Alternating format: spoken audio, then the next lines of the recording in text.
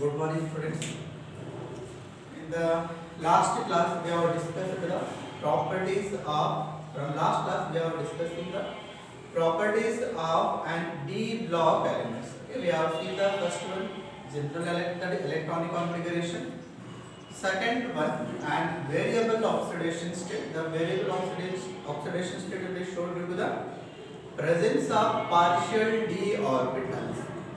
And in the third properties, we have seen that is ionization enthalpy. The d block elements will have the high ionization enthalpy mainly due to the smaller atomic size. That is the three properties are there. Smaller atomic size. First one is the smaller atomic size and high nuclear charge. High nuclear charge. Second one. Third one, due to the presence of a metallic bond as well as an covalent bond. Okay, due to the presence of a metallic bond and covalent bond. Third, we are discussing the third one, that is ionization enthalpy.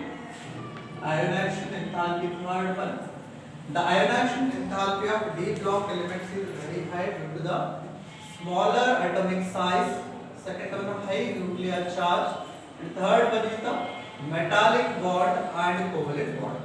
D block elements will consist of metallic as well as the covalent bond.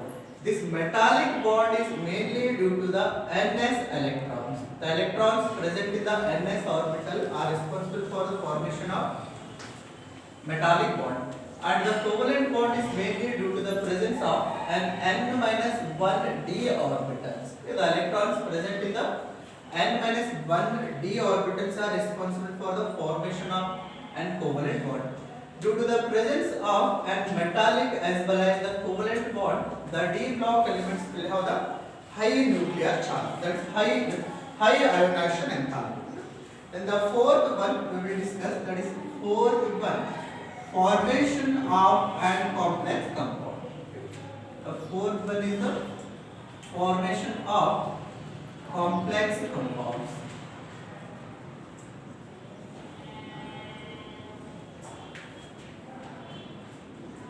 Let us understand first what is complex compound.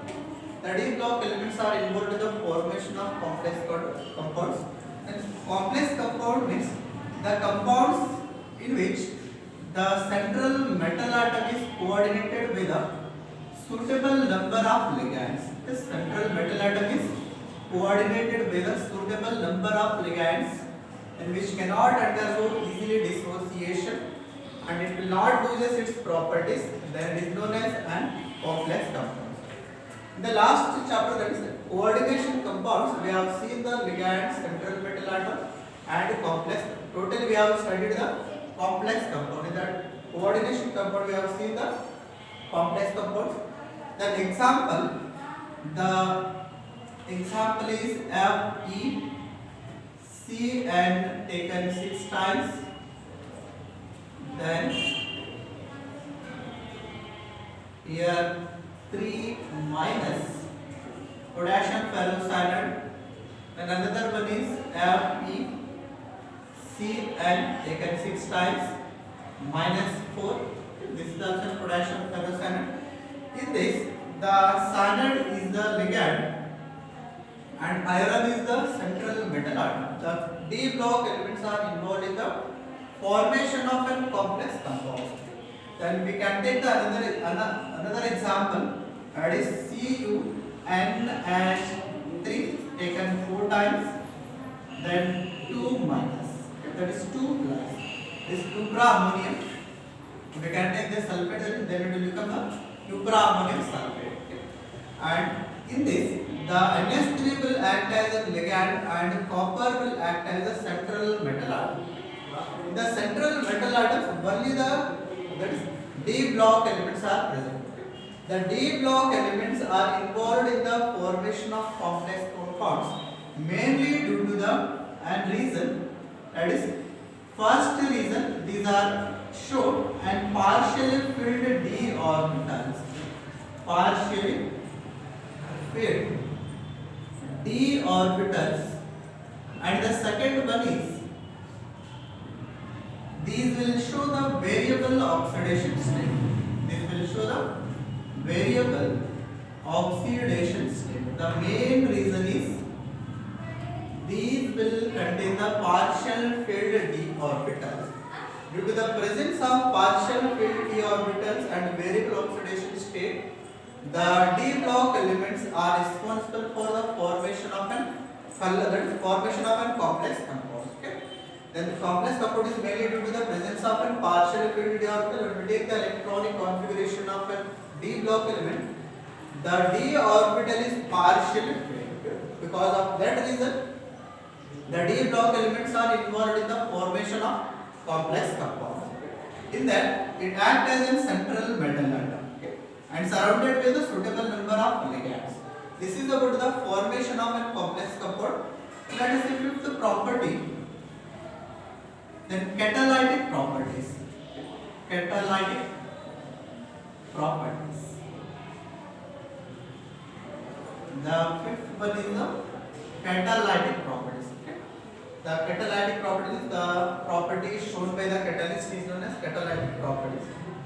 The maximum d block elements are used as catalysts in the many organic reactions. The maximum or the catalyst are from the d block elements. Okay.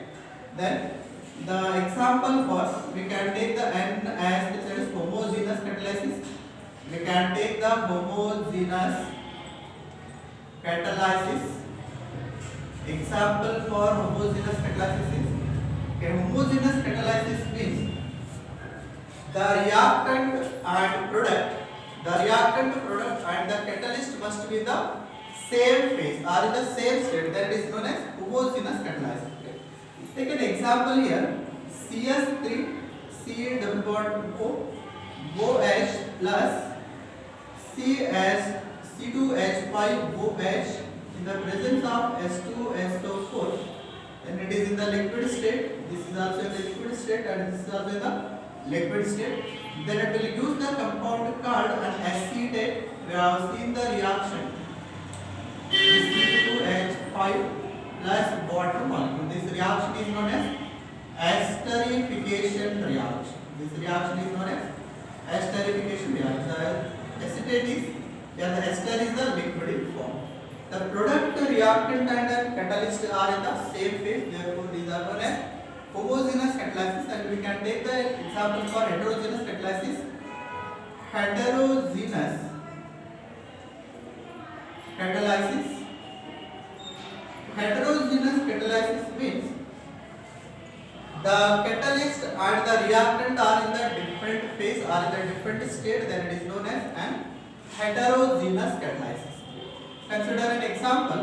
We have seen the methods of preparation by the Haber process, that is preparation of ammonia by the Haber process.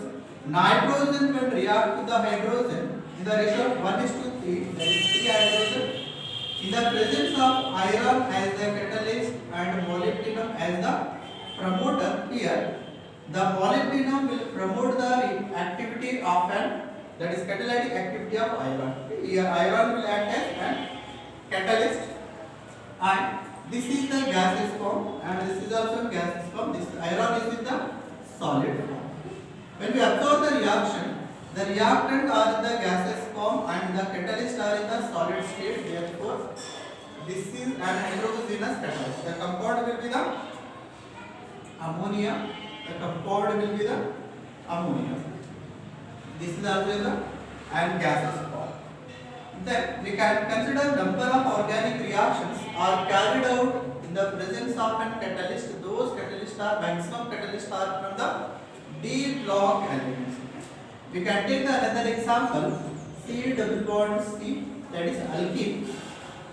The hydrogenation of alkene and alkyne, that is unsaturated hydrocarbons, that will use the alkane. Then that reaction is known as an Sebezier-Sunderens reaction. The catalyst will used as at nickel, platinum or palladium. Let us take the hydrogenation of unsaturated hydrocarbons. Consider that RCH double bond CH, when carried out the hydrogenation in the presence of an catalyst called nickel or platinum or palladium as the catalyst, then it will use a compound called an alkane, that is CS2CS3. Then the product will be the alkane. In this reaction, the catalyst are maybe the nickel, platinum or palladium. That is nickel is a 3D series and palladium belongs to the D block element. In these reactions, we will use the catalyst, that is nickel, platinum and palladium. And we can take another example, that is of an alkyne. This is the alkene. And we can take the example for alkyne CH, here 1, 2, 3, 4, 1, 2, 4 plus hydrogenation. In the presence of a nickel, we can carry the hydrogenation in the presence of nickel or platinum or palladium as the catalyst. Then it produces the compound an alkane, that is RCH2 CS. Here we are using the catalyst from the D block element in the organic reaction. These catalytic properties are mainly due to the presence of an, that is the reason is mainly due to the presence of an partially filled d orbitals. Partially filled d orbitals, these are responsible for the formation of an catalytic properties. So these are involved in the catalytic properties mainly due to the presence of an partially filled d orbitals. And another we can take the smaller atomic size. Our small main reason is the partially filled d orbitals. Then let us see the fifth one, that is sixth one. That is magnetic properties. The d block elements will show the magnetic properties. The d block elements are involved in the magnetic properties. Magnetic properties are number of types. That the types of magnetic properties are, the d block elements are involved in the magnetic properties. Consider a magnetic field. Suppose there are some these d block elements are show the magnetic properties in the elementary form or in the compound form. It will show the magnetic properties in the elementary form or in the compound form. Consider a magnetic field. There are some elements which, suppose consider if the elements are compounds which are attracted towards the magnetic field, then those compounds are known as paramagnetic compounds. It will show the paramagnetism. There are some elements will attract towards the magnetic field, then those are known as paramagnetic. And there are some elements are compounds which do not attract towards the magnetic field or repel from the magnetic field, then those are known as diamagnetic substance or it will show the diamagnetism. The magnetic properties are mainly divided into diamagnetic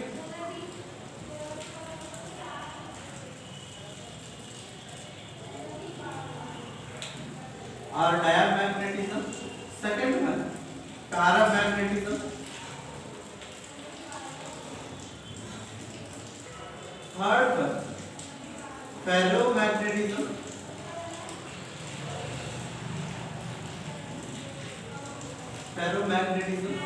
And fourth one, antiferromagnetism. And fifth one are ferrimagnetism.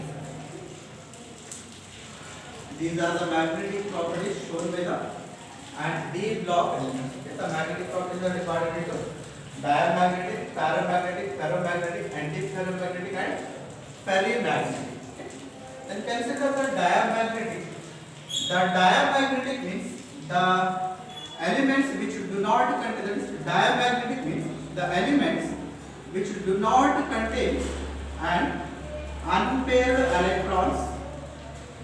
The substance or an element which do not contain an unpaired electrons, then it will not attract it towards the magnetic field, then those compounds are known as an diamagnetic substance or diamagnetism.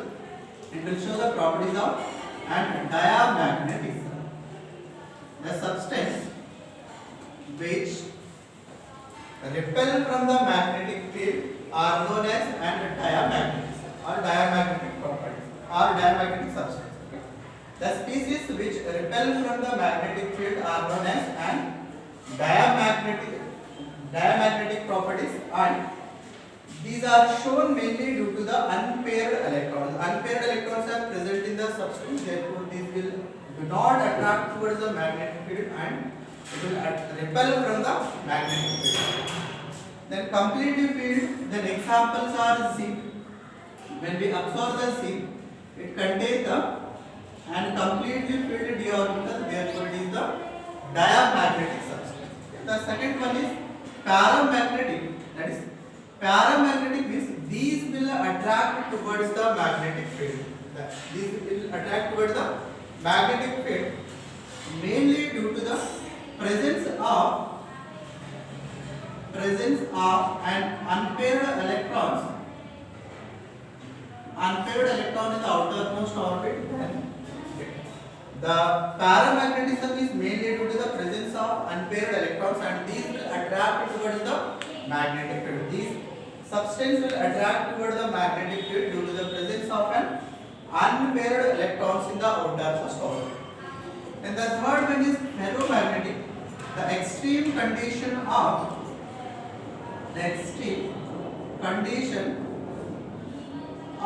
and paramagnetism is known as that is the extreme condition of and paramagnetism.